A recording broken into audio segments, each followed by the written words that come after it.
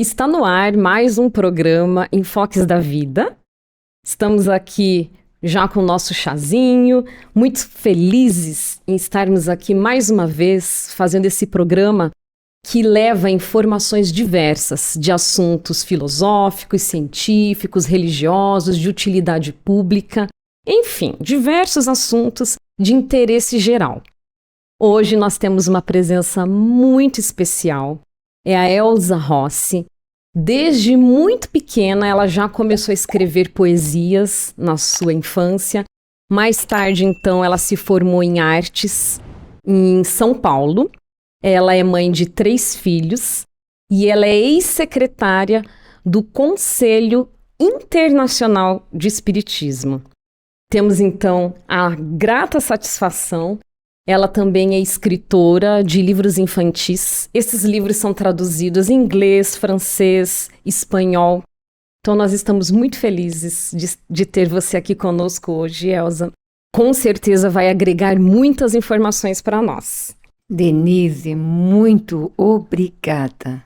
É uma alegria poder estar com vocês, com nossa audiência, sabendo que tem corações que se ligam a nós pelo carinho, não é? E a gente está sempre aprendendo com os leitores, com os ouvintes que escrevem para a rádio, para você, para mim, nos outros programas, e a gente vê a necessidade muito grande de ter um olhar mais carinhoso e mais respeitoso para com as nossas crianças e jovens. Então, esse é o meu foco na vida. Muito importante. Que foco maravilhoso seu. Elza, conta para nós o que fez você sair do Brasil e ir se mudar em Londres, né? Para Londres.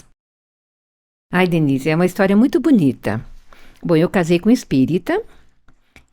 Apesar de ter evidência desde pequena, eu tinha assim uma fé católica inabalável. E eu tinha uma igreja perto da minha casa, no final da 7 de setembro, aqui em Curitiba, e ali a gente se confessava com o padre Albano, se consolava com o padre Albano, que falava até dos namoradinhos da gente com o padre Albano. O padre Albano era uma figura fantástica, aquele cabelo branco, assim, que nos dava assim, aquele apoio, parecia Deus para nós.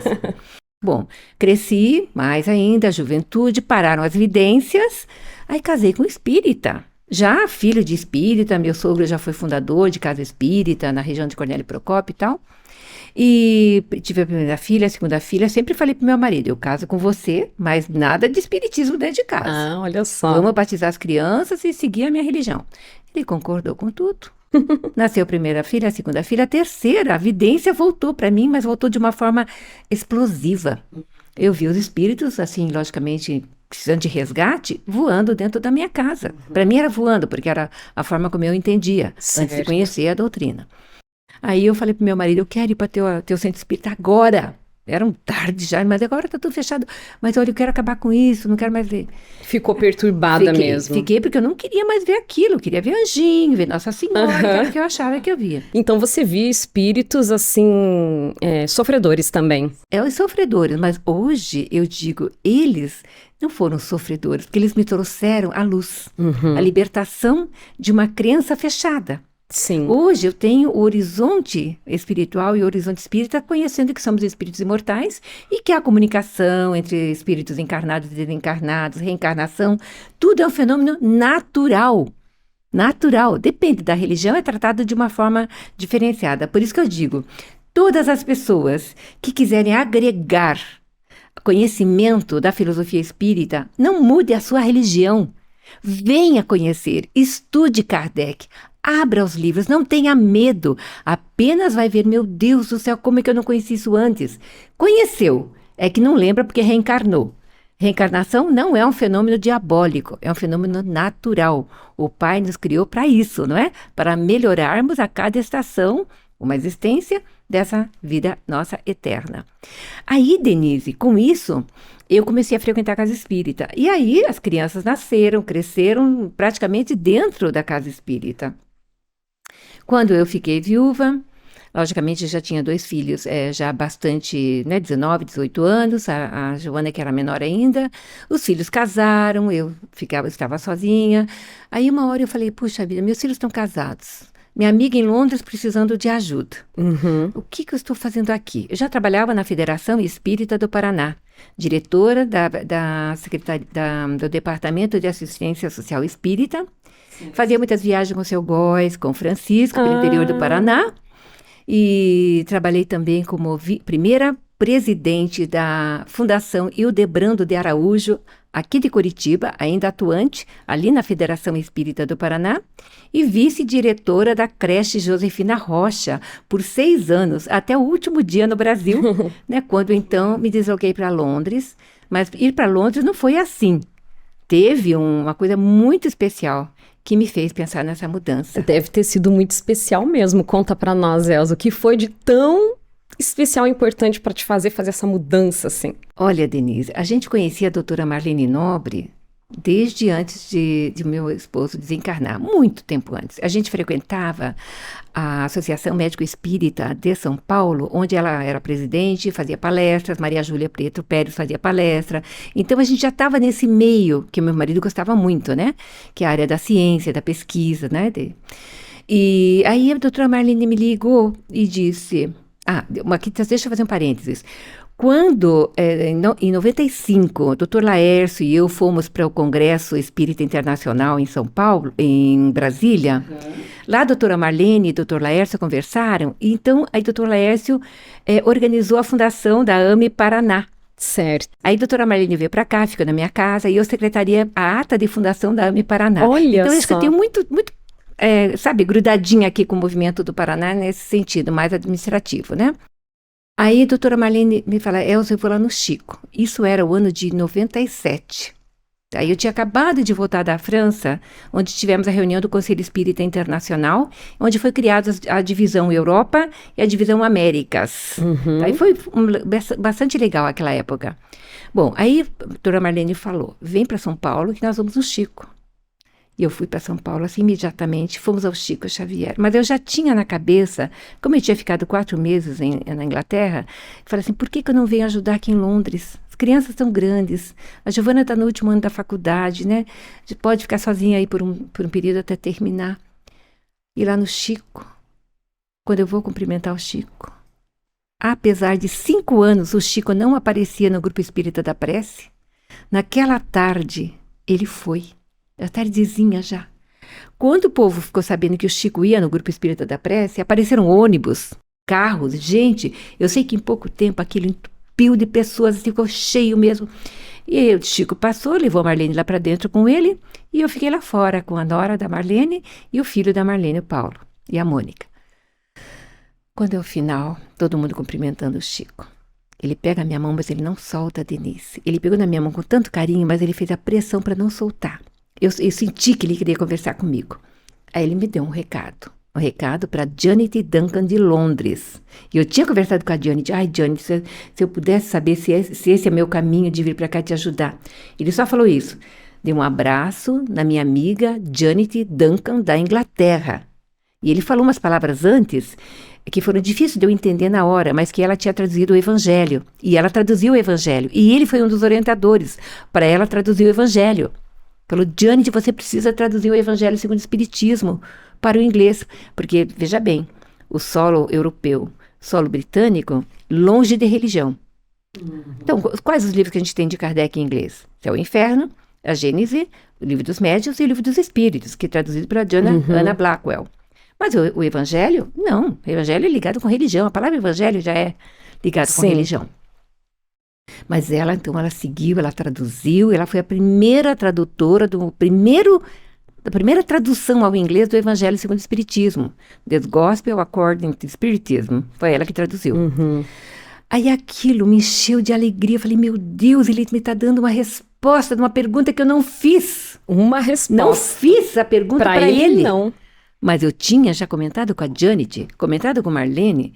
Marlene, eu vou perguntar para o Chico se eu mudar para a Inglaterra, se isso não vai prejudicar se é bom ou se não é bom. Que envolvia os seus filhos, né? Não só os filhos. Tudo, o trabalho na federação. Trabalho no Rotary Club. Eu era diretora da Avenida de Serviço à Comunidade, né? Com tantas campanhas bonitas do Rotary, né? O Rotary é maravilhoso. Eu fui rotariana por muito tempo, do Rotary Curitibão. Viu? Aí, amigos, estou aqui, de volta. E, assim, também com a creche e com a Fundação Edebrando de Araújo. 6 anos de presidência na Fundação. Aí tive que organizar tudo isso, porque eu chego de Uberaba e falo para o doutor Napoleão. Vocês conheceram o doutor Napoleão de Araújo, né? Eu Que era conheci. presidente da federação. Falei, doutor Napoleão, eu vou me mudar para Londres. Elza, como assim? Uma mudança radical?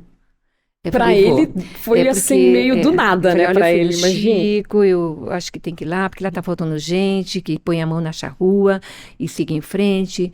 E a gente está precisando dar uma mão lá para a Janet, né? Porque ela é uma britânica que fundou o movimento espírita na Inglaterra, foi a Janet Duncan, né? Uma britânica, nativa do país. Daí ele falou assim, então vamos organizar. Olha, você acredita, Denise, que isso foi novembro, né? Novembro. Dezembro e janeiro. Janeiro já estava dentro de Londres, com tudo organizado no Brasil. Fluiu.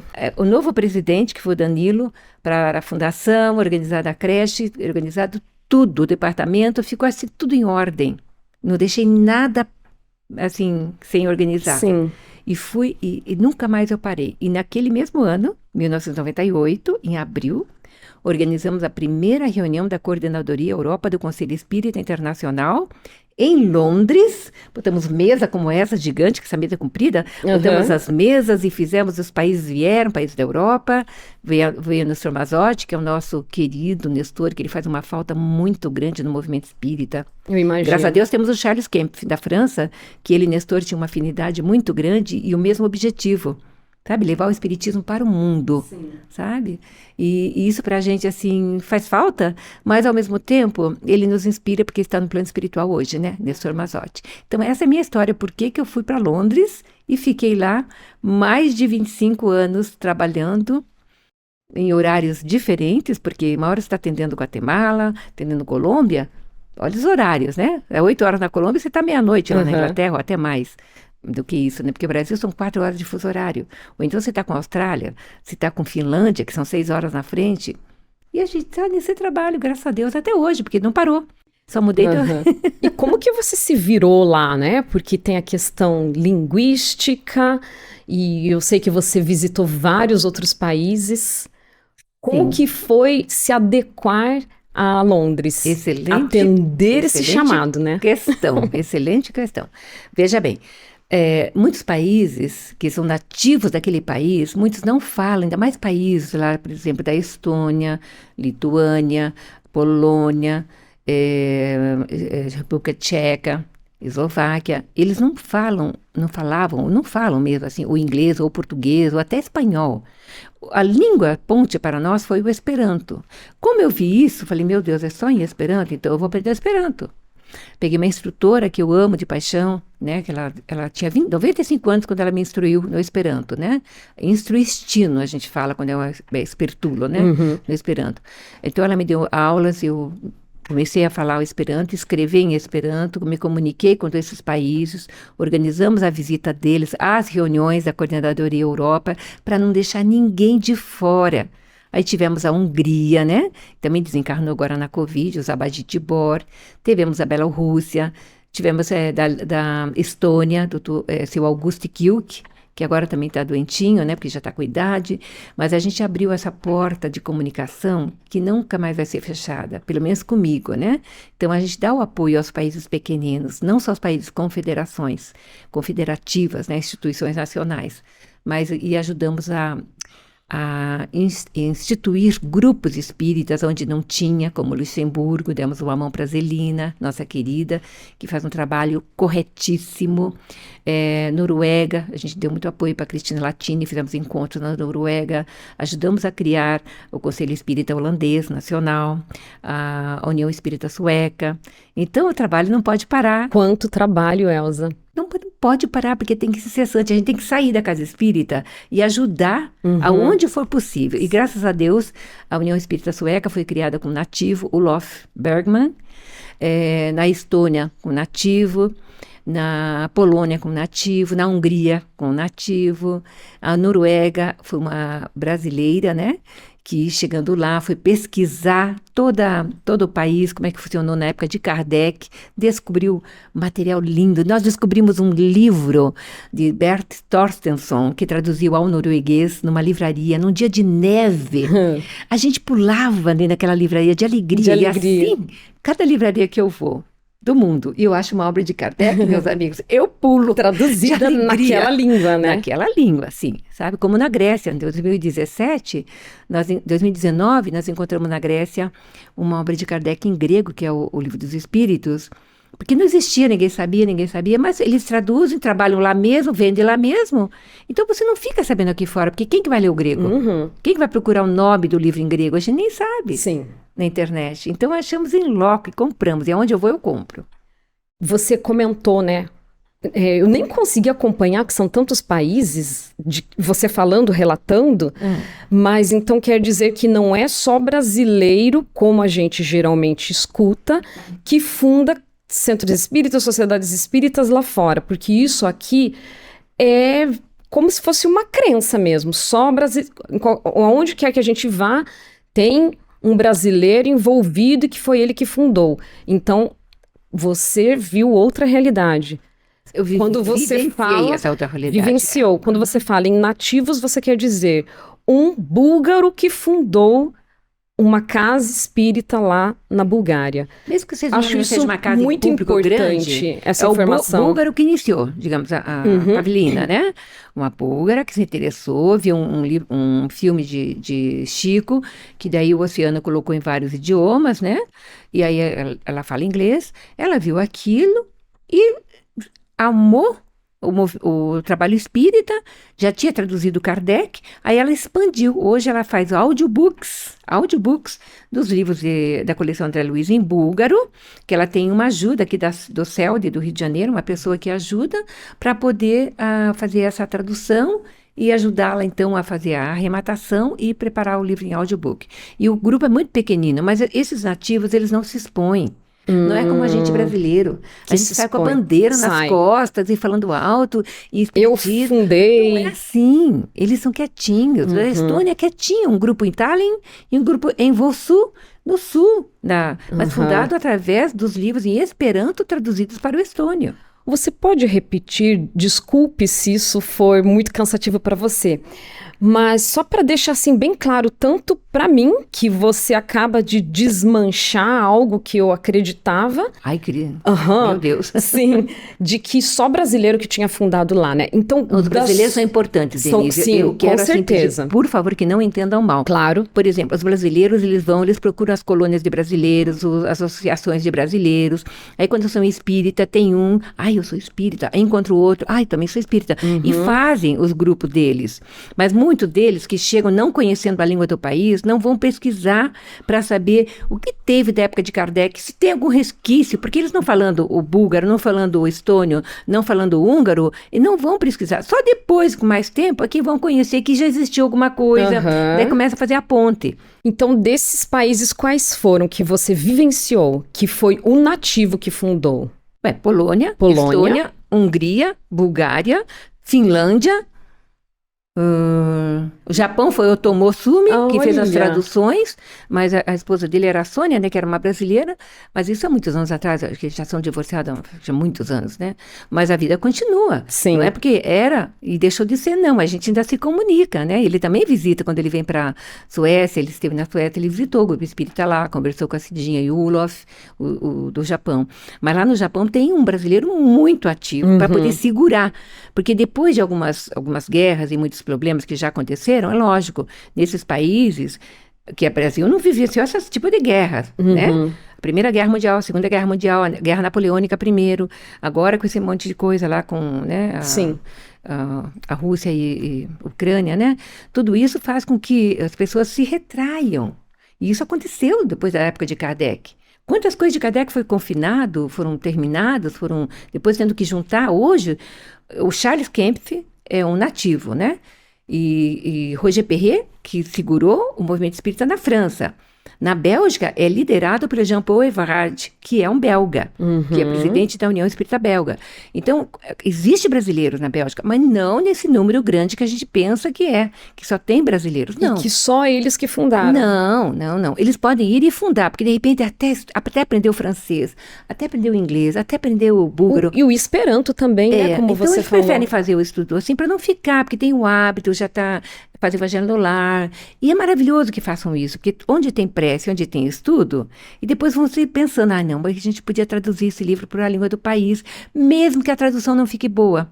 Não tem problema, a gente encoraja que faça. Porque só depois de feito é que o nativo vai ler e vai dizer, olha, esse aqui está precisando arrumar melhor, está muito ruim esse alemão, está muito ruim isso.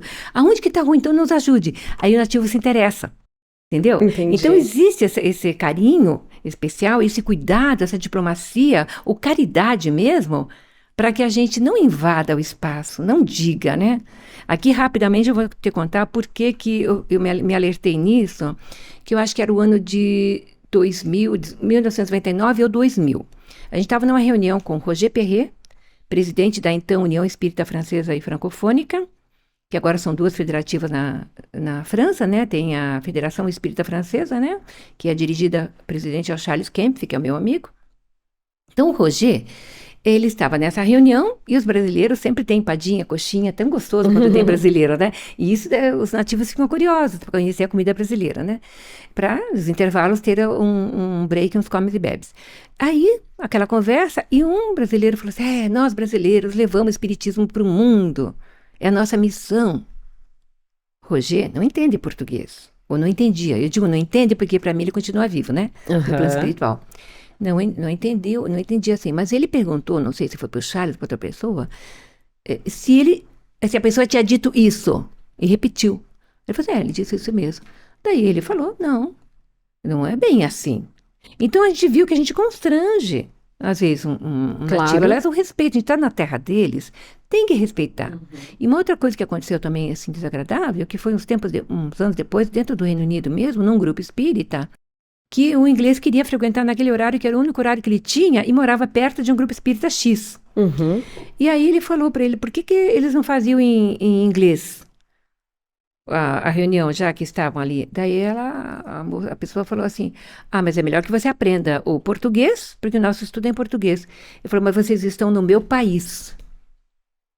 Bem assim, sabe? Nunca mais ele pisou naquela casa espírita. Foi difícil resgatar essa pessoa, porque ele procurou a federativa para relatar esse fato e pedindo onde tinha. E os meus grupos que eu fundo são todos somente em inglês. Lá dentro do Reino Unido. Fundei vários, o grupo de Brighton e outros mais. Agora eu vou para Londres, eu vou viajar dia 1º, né? Passar um mês lá na Inglaterra, para vários lugares.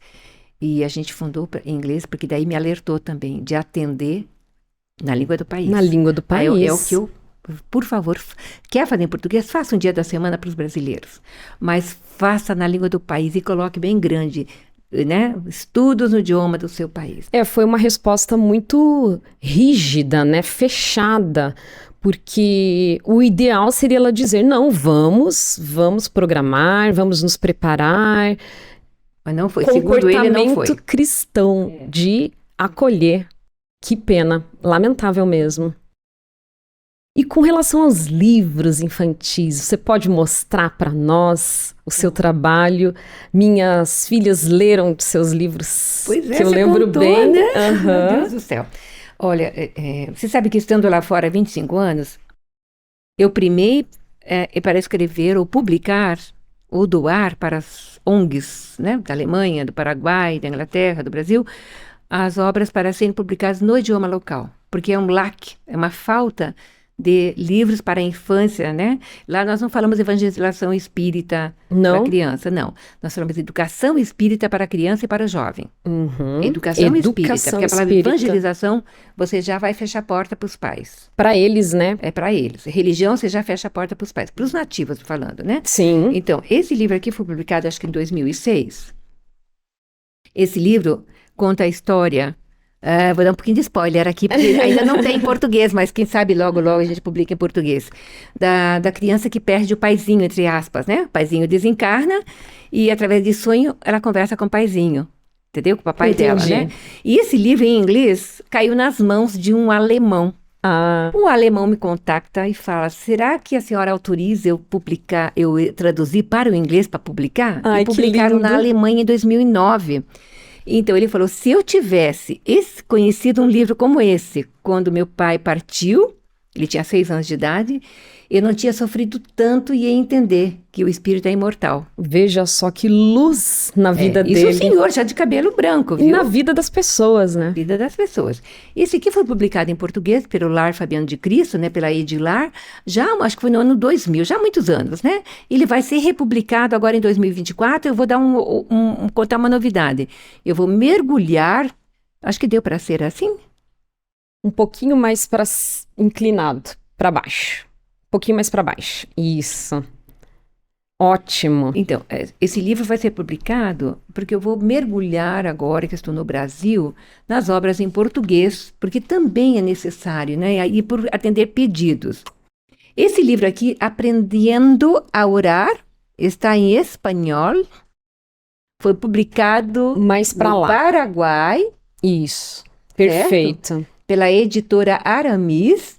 E segundo me disseram, as pessoas que a gente tem conversado esses dias, de vários países, ele é lido e usado na educação espírita da criança em todos os países da América do Sul. Ah, eu quero Ele fala espanhol. aproveitar que você falou no Paraguai e dar um grande abraço para a família Lescano. Que saudades da família Lescano. Ah, meus filhos, esposas e hijos, me abraço também. Este é o mesmo livro, publicado há 3, 4 anos no Reino Unido, certo? É Learning How to Pray. Vou abaixar um pouquinho, né? Porque estou um pouco distante da câmera. Reino Unido, hein? Que maravilha, sim. Elza. Também tudo doação. Graças a Deus não leva nada, né? Agora, em 2021, nós lançamos em inglês esse livro no Reino Unido. Ótimo, perfeito. E foi lançado no Brasil também, por São Paulo, em português. E agora, em papel, impresso, para os pais e mães que pediram, que não querem que o filho fique no tablet. Sim. Não é? Então, agora o livro já existe, publicado em papel. Podem solicitar ao CCDPE. Depois a gente dá o link para vocês colocarem, se for possível, no vídeo, né? Claro. Ou a gente fala. Não, a produção coloca assim. Exatamente, isso é muito bom. Mas o papel é muito diferente mesmo, Sim, né? todo mundo prefere papel. Eu prefiro. Tanto que, como eu tenho 27 livros na internet, gratuitamente, alguns para dar para amigos, filho de amigos, quando faz aniversário, eu mesmo imprimo, né? Isso aqui é impresso em casa, tá? Mas tem gratuito na internet e vai haver em português, se Deus permitir, para o ano que vem, tá? Que lindo As esse. histórias todas têm fundo espiritualista, moral. Eu digo até evangélico, mas a palavra evangélico, como eu te falei, só posso falar aqui, né? Aqui no Brasil é tranquilo. Para ajudar a educação da criança desde pequenino. E quantos pais, ao lerem os livros, mudam a mente na hora de educar a criança? Porque se você não dá uma educação básica e terceiriza essa educação, né, para outras pessoas, e lá na adolescência, depois na pré-juventude, juventude, eles vão debandar, não querem às vezes nem saber de Jesus. Então, a gente precisa, com muito cuidado, e é uma técnica diferenciada, porque muitos pais, eu tenho falado ultimamente, Denise, e agora em Ribeirão Preto, né, eu lancei esse livro aqui em Ribeirão Preto, né? Eu tenho falado para os pais, assim, dê um sorvete de açaí a menos por mês para seu filho, mas dê um livro a mais, um livro infantil que tem uma moral cristã, não só um livro de entretenimento, assim, é isso? A palavra está certa em português? Entretenimento, tá certo. Entretenimento, né? Entretenimento.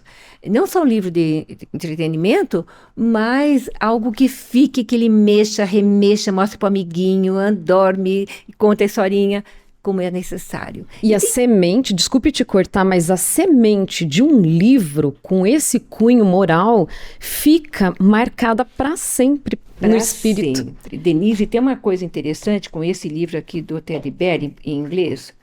A minha irmã mora na Suécia, ela é da área da saúde pública lá. Quando ela tinha clínica, ela atendia muçulmanos, pessoas de todas as religiões. Nem precisa falar, né? Porque você está na saúde pública, ela é espírita, é dirigente do grupo espírita na Suécia, o Leon Denis de Estocolmo. E aí tinha uma muçulmana que falhou duas revisões. Então ela perguntou o que tinha acontecido, né? Quando a pessoa veio na terceira vez. E ela falou assim, com os olhos vermelhos, tanto chorar: meu marido morreu. E minha filha não dorme, está em tratamento, está em medicação, não dorme pela falta do pai. Esse livrinho estava na consultória da minha irmã. Ela pegou o livrinho e falou, olha, esse livro, leva para sua filha, leia para sua filha à noite, a sua filha vai ser consolada. Muçulmana, eu estou emocionada. Aí, quando ela voltou no consultório, ela falou assim, que foi a coisa mais importante do mundo, a minha irmã ter dado o livrinho para ela, porque a filhinha dela passou a dormir e dormia com o livrinho no peito. Que bênção, Elza. Nossa, olha, eu fiquei, meu Deus, só por isso valeu a pena.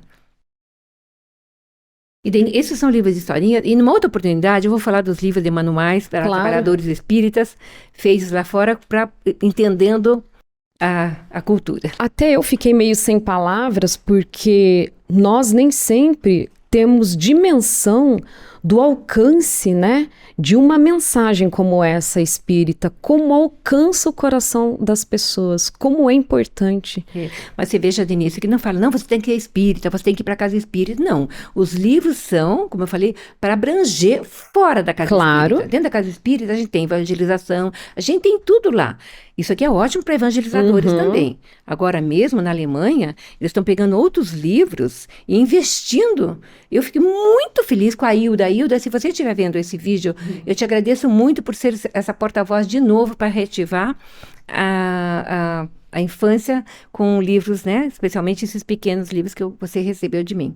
Eu fico muito agradecida, porque eu sei que vai atingir crianças e pais. Sim. Porque a maioria nunca faz oração, faz nada. E muda esse livro de prece. Ajuda a mudar a criança. É uma prece por dia. Olha o colorido esses desenhos foram feitos todos no Paraguai. E isso depende realmente dos pais. São os pais os grandes incentivadores. Sim, porque se o são pai eles não incentiva, que provê.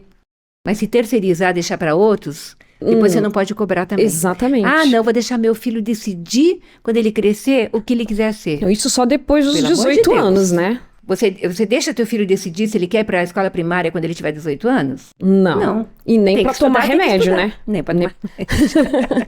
Elza, o nosso tempo já está acabando. Ai, meu Deus. Mas eu gostaria muito de pedir uns minutinhos a mais, só para você contar para nós, que eu ouvi numa palestra sua, de que quando seus filhos brigavam, você fazia eles escreverem uma história, ou você fazia uma história para que eles se entendessem, para que eles... Você pode contar para nós e daí a gente já encerra? Você sabe como é criança, né? Tendo 3, assim, 2 com quase a mesma idade, 1 ano e 3 meses de diferença, e a outra com quase 3 anos de diferença. Então, havia muito choque, né? Muita briguinha, assim. Ou então mentira, ou então pegar uma coisa do amiguinho e esconder, trazer para casa, coisa da escola, assim, coisa pequenininha, né? Ou xingar, ou cuspir um no outro. Então, eu pegava aquilo, punha os 3 sentados, contava uma historinha para eles e fazia eles desenharem.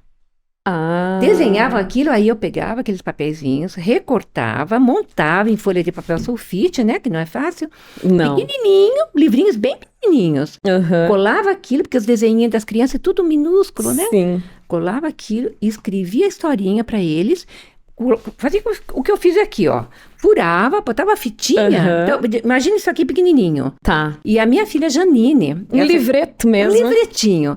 E aí eles liam e reliam. Aí quando tinha... Que mas fazia amor. vários, assim. Porque é uma forma de você não precisa brigar, xingar, bater, botar de castigo. Isso não é educação. Isso é punição. E eles nem sabem que estão sendo punidos. E você tem que conversar e trazer o outro lado, a outra face da coisa correta. Resultado, graças a Deus, Daniel, que vocês conhecem, né? Daniel esteve aqui gostosas. Com a gente. Giovana fez um estudo bonito, né? Também lá do Amauri Cruz, lá, como é que chama aquele centro lá de cima? Do Médium Amauri? Lá SBE, com ele, lá. SBE, Sociedade Brasileira de Estudos Espíritas. Né? Então, porque ela morava lá perto, bastante tempo lá, agora ela mora fora. E a Janine, que ela assim, mãe, eu sou de todas as religiões. Ela tem a bondade, a caridade, o conhecimento, Mas se tiver aqui na casa da evangélica, da amiga dela, ela vai. Graças a Deus que ela é assim. Se tiver aqui na igreja Bola de Neve, ela vai dançar, cantar. E ela frequentava essa Bola de Neve, né? Eu nem sei direito como é aqui. E assim, então, ela é de todas. Mas é o que o Jesus Cristo nos ensinou. Exato. Jesus nos ensinou isso. Uhum. Então, eu aprendo com a minha filha Janine. Por isso que eu digo, vamos levar, se vamos levar espiritismo, vamos levar como filosofia sem impor como religião. Para que ela possa entrar nos corações de todas as pessoas evangélicas, ortodoxas, muçulmanas. E a gente lá no Grupo Espírita em Londres, nós temos muçulmanos, nós temos shintoísta. São bem-vindos, são meus amigos, vamos nos encontrar agora. Eles têm o estudo deles. Então, o livro espírita desse meu amigo que é muçulmano, ele escrevia assim do lado do livro aqui, não sei se dá para ver, assim, eu estou só falando, né? Na margem branca do livro dos Espíritos em inglês, ele ia escrevendo tudo na língua dele, o que mais significava, sabe? Então, estudando conosco, isso é maravilhoso. É maravilhoso. Não deu tempo de nós deu? falarmos tudo, porque eu ainda gostaria que Eu falei muito, né? Não, imagine, de forma alguma, é que o nosso tempo é curto. Mas quem sabe você volta aqui para nós falarmos mais sobre os livros que foram traduzidos, né, das obras básicas nos outros países. Sim, pode ser. E nós queremos pedir agora uma mensagem final para o nosso ouvinte, nosso telespectador sua, para deixar para nós. Você pode, Elza? Posso, com muito carinho. Então eu vou me dirigir aos vovôs, vovós, tios, tias, padrinhos, madrinhas, papais, mamães, primos e primas, onde num lar tem a criança pequenina, na barriguinha, no ventre, né? Tem a criança de 1 ano, 4 anos, 5, 7, 10 anos, 17 anos, 25, 40 anos. A nossa função é a educação para melhorar o espírito. O espírito evolui, mas ele precisa aqui aprender e ter uma boa educação, a educação moral. A lição de Jesus não é dentro da igreja engessada, ela é para a humanidade, para as humanidades, porque o evangelho, não é? Aqui na Terra a gente entende de um jeito, na minha religião eu entendo de um jeito, na minha filosofia do meu jeito, então eu vou ficando assim no evangelho. Mas Emmanuel continua estudando o evangelho no plano espiritual, não é?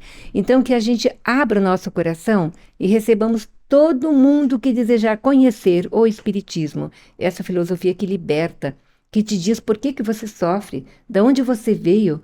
Não existe a morte, todos continuamos vivos, porque primeiramente somos espíritos imortais, que estamos temporariamente num corpo físico.